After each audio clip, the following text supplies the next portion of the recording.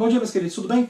Na aula de hoje vamos continuar nossos estudos sobre o período regencial, dessa vez focando muito mais nas rebeliões que ocorreram nesse período. Entre 1831 a 1840, o Brasil não teve um imperador, né? Dom Pedro II ainda era menor de idade, e foi comandado pelos políticos, né? na ideia de regentes. Agora, como nós falamos na última aula, isso vai dar muito errado. As disputas na capital entre conservadores e liberais vão acabar ganhando o Brasil todo. E principalmente as medidas que vão ser tomadas, como o Ato Adicional de 1834, e depois o retorno do conservadorismo, com o chamado regresso conservador, tudo isso vai acabar gerando revoltas, vai acabar gerando rebeliões pelo Brasil, que vão ameaçar não só a integridade nacional, já que muitas dessas revoltas chegaram até mesmo a declarar independências, a separar as suas regiões do Brasil, como também levaram a questionamentos a toda a estrutura social da época. Não que fossem questionamentos ruins, mas assim, os escravos, por exemplo, na Bahia, eles vão se revoltar pedindo liberdade, pedindo liberdade principalmente para a religião, para a prática religiosa. Vamos ver isso mais na próxima aula, tá? Nessa aula eu vou focar nas 3 primeiras revoltas, né? Geralmente quando no segundo ano, né, quando a gente, ou em qualquer série, no 7º ano no 8º ano que esse assunto também é trabalhado, a gente também acaba focando só nessas rebeliões. Mas o que eu vou tratar com vocês? A cabanagem, a balaiada, a sabinada, e na próxima aula a gente vai falar dos movimentos das revoltas que tem esse caráter racial, né, as revoltas lideradas pelos escravos, e a Revolução Farroupilha. Acho melhor dividir para tentar fazer com que essa aula não fique muito grande. Tranquilo? Mas vamos lá. Bom, a primeira revolta que nós vamos estudar é a revolta da cabanagem, que vai ocorrer no chamado Grão-Pará. Lógico que a primeira dúvida aí na província do Grão-Pará, né? Lógico que a primeira dúvida que vai surgir para boa parte de vocês é aonde fica o Grão-Pará, já que não tem mais Grão-Pará. O Grão-Pará é basicamente toda a região norte do Brasil. A capital era em Belém, né, a capital do Pará hoje. Então, assim, muitos livros acabam apresentando até o próprio mapa do Pará, assim, mas era maior do que isso, tá? Toda a região norte acabava fazendo parte desse estado, dessa província, né? Lembrando que na época nós não tínhamos estados. E qual que é o problema que vai ocorrer lá? Durante o período regencial, os regentes vão tentar mudar, eles vão tentar impor um novo presidente de província, o que não vai ser muito bem aceito pela população local. As elites locais, elas estavam lutando principalmente pelo direito, pela possibilidade de escolher o seu próprio presidente de província. Estamos em 1875, é um ano após o Ato Adicional que falava de autonomia às províncias, e a autonomia que esses caras estão buscando é a autonomia de escolher o próprio presidente de província.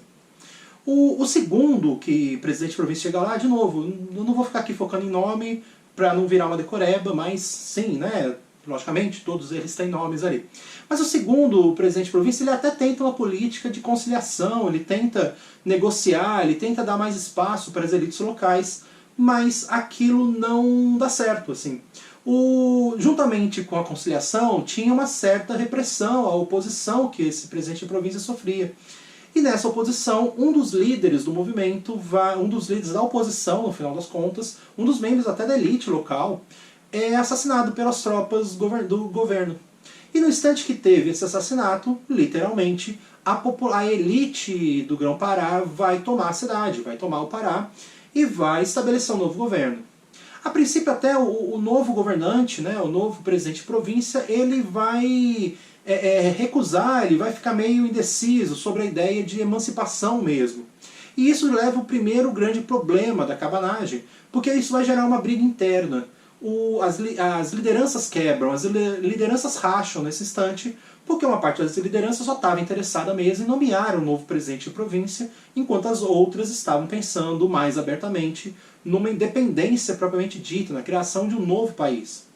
Esse segundo grupo acaba tomando o poder, então a gente tem uma nova transformação, e separam até o Grão-Pará do Brasil, mas é uma separação que vai durar pouquíssimo tempo, tá? São 9 meses.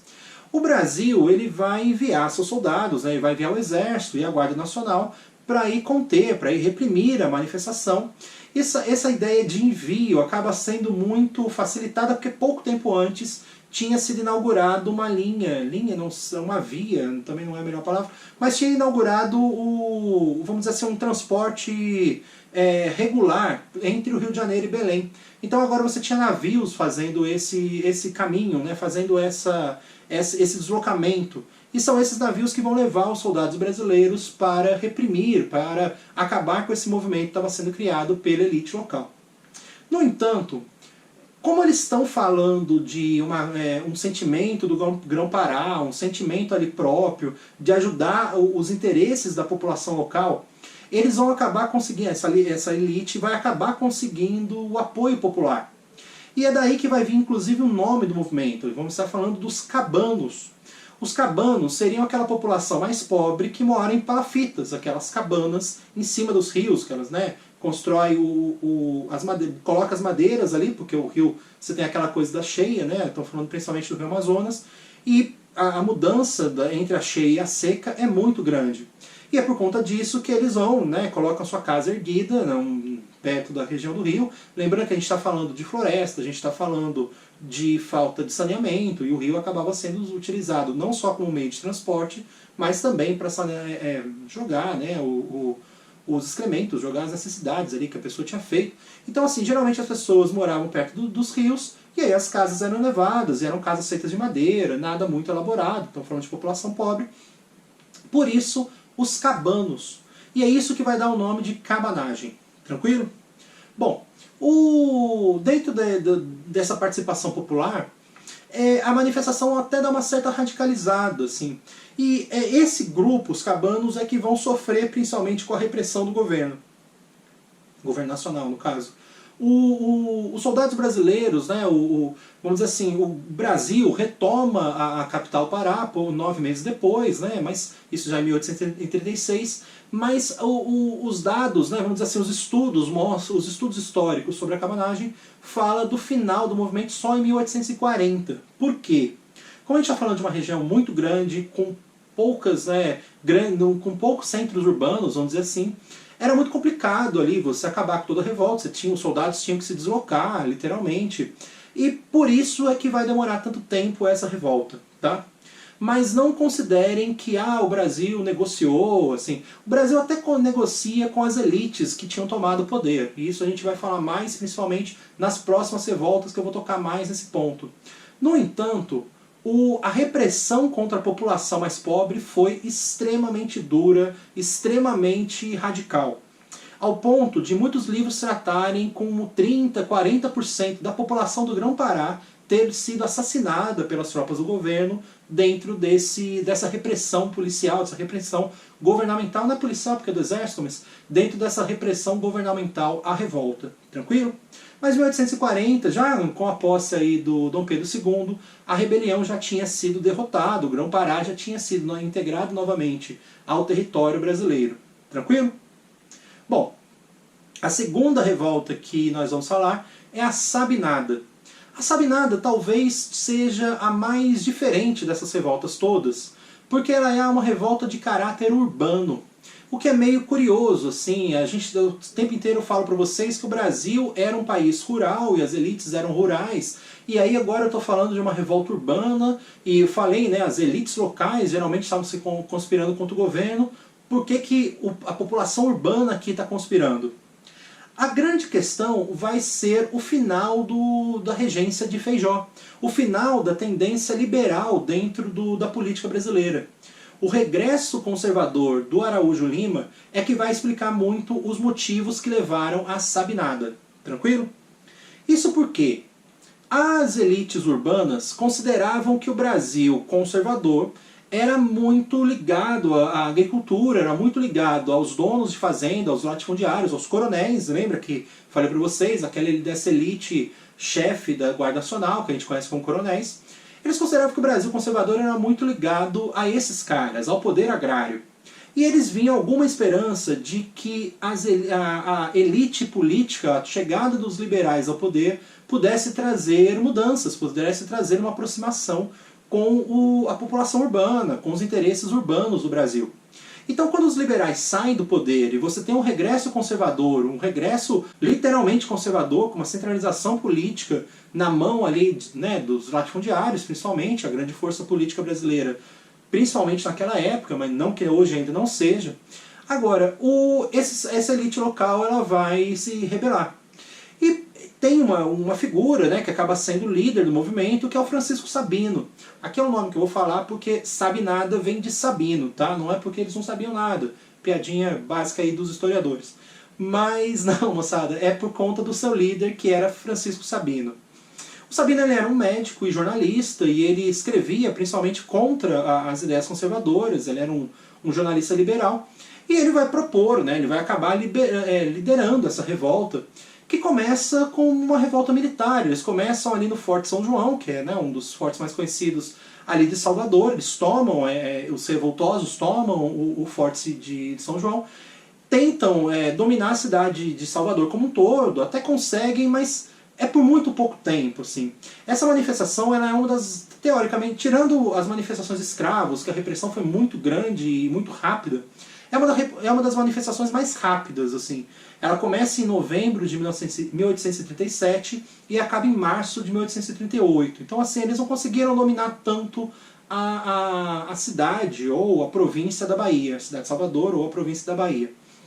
Isso por quê? Porque, primeiro, que eles estavam meio que... A ideologia, as causas que eles estavam lutando estavam muito em aberto ainda. Por exemplo, o Sabino falava de transformar a Bahia em independente.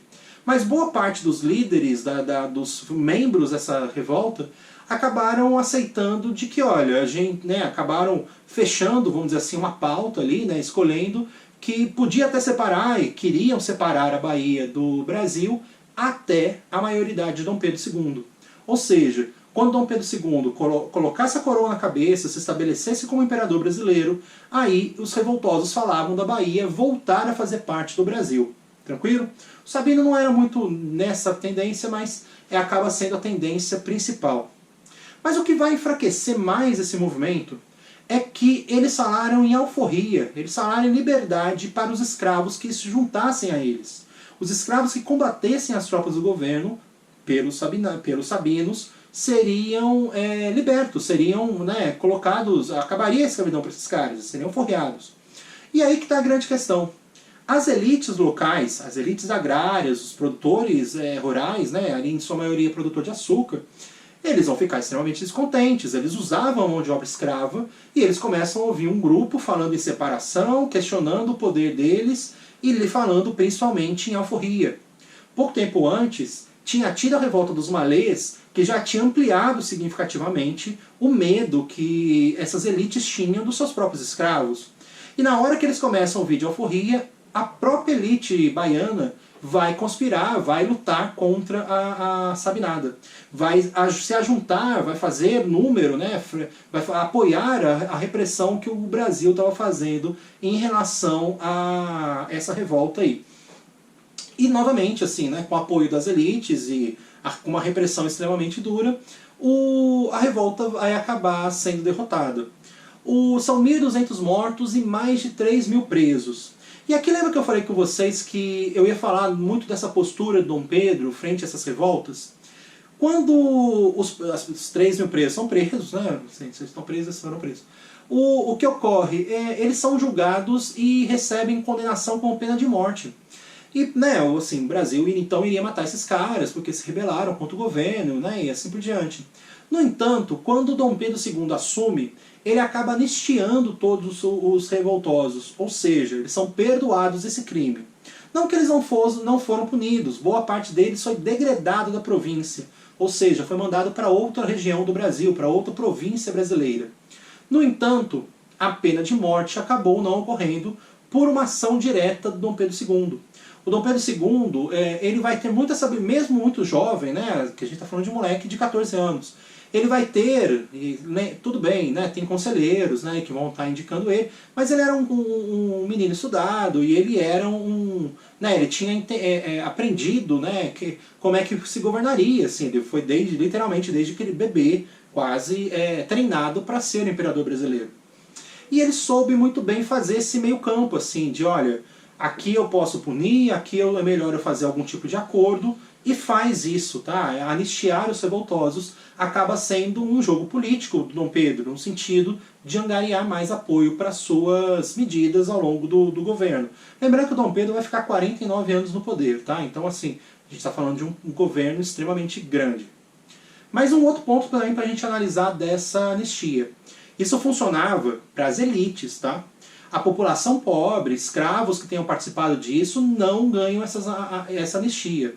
Essa população mais pobre, ela vai estar muito mais nos 1.200 mortos do que nos 3.000 presos anistiados, né? Não que todos os presos tenham sido anistiados, mas eles raramente vão ganhar esse perdão imperial no final das contas. Da mesma forma, voltando um pouco aqui para os cabanos, as lideranças políticas que, né, no sentido ali do Grão-Pará, começaram a revolta, essas lideranças elas foram perdoadas, elas são, entram ali em negociações, né, anistia. Agora, os cabanos mesmo, quando eu falo que 30% da população do Grão-Pará foi assassinada, os cabanos são assassinados.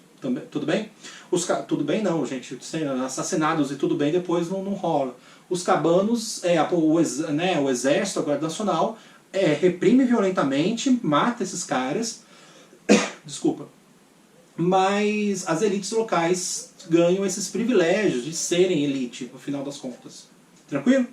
Bom, por último, mas não menos importante, vamos estudar aí a terceira revolução que nós vamos falar nessa aula, que é a Balaiada.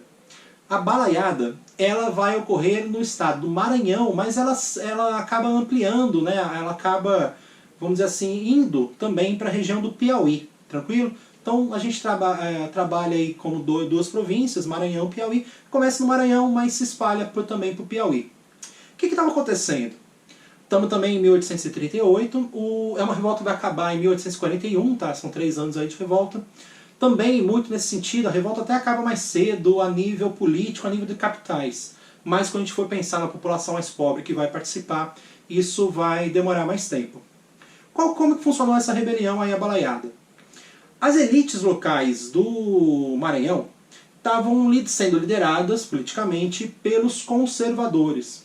E os liberais estavam conspirando, os liberais estavam lá tentando tirar os conservadores do poder. Mas lembra, estamos em 38, já é num período do regresso conservador, a gente já está falando novamente dos conservadores tomando o poder. Só lembrando também que aqui, né, o regente ele escolhia os presidentes de província. Então o fato de o regente ser um conservador já meio que indica que o presidente de província também vai ser um conservador. Agora, os conservadores eles vão criar uma chamada lei de prefeituras ali, eles vão criar uma série de pequenos cargos locais que eram escolhidos pelo presidente de província, muito para estabelecer um poder conservador nas localidades. Então assim, os prefeitos, subprefeitos e chefes de polícias passaram a ser indicados pelo próprio governador e eram, né, escolhidos pessoas de caráter conservador. E dentro dos poderes que essas figuras tinham, estava a capacidade de tomar decisões que prejudicariam seus opositores. E foi exatamente isso que ocorreu. Os conservadores do Maranhão começaram a perseguir os liberais do Maranhão. Não que os liberais não estivessem tentando tomar o poder, tá? Assim, é um jogo político ali, né? Teoricamente uma grande parte de vocês vai achar que não tem nenhum santo, né? Ou nenhum vilão, né? Não tem heróis ou vilões. Moçada, é um jogo político e assim, os conservadores agora estavam usando os seus poderes para perseguir a oposição, e a oposição, logicamente, não vai ficar calada. E dentro desse discurso de que, olha, eles estão prejudicando o Maranhão porque eles estão lutando pelos interesses do Brasil, os interesses do Brasil nem sempre são ligados com os interesses do Maranhão, dentro dessa disputa toda, o Maranhão ele produzia muito algodão, e é uma época que começa a chegar algodão dos Estados Unidos, que era de uma qualidade um pouco maior e ainda estava mais barato até, e isso acaba prejudicando a economia do Maranhão. Os liberais vão tocar muito nesse ponto de, olha, eles estão prejudicando a gente, porque eles estão apoiando o governo nacional, e o governo nacional não ajuda o Maranhão. Isso vai fazer com que eles ganhem apoio, não só até da população mais pobre, como eu vou falar para vocês daqui a pouco, mas até assim, de, vamos dizer, uma classe média, né? Historicamente o termo classe média não vai funcionar no século XIX, porque, principalmente num país agrícola como era o Brasil, porque a classe média geralmente a gente vai estar falando de trabalhador urbano, né, assalariado, Mas assim, os pequenos proprietários rurais, vamos dizer assim, caiu a luz.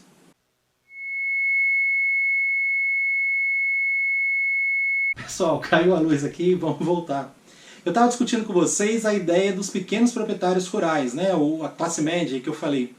Esses pequenos proprietários, eles vão comprar muito a ideia das elites liberais, de que, olha, os conservadores não estão pensando no Maranhão, eles estão pensando mais nos interesses nacionais, que são contrários aos nossos, mas vão acabar adentrando, vão acabar se aliando, né, às ideias liberais.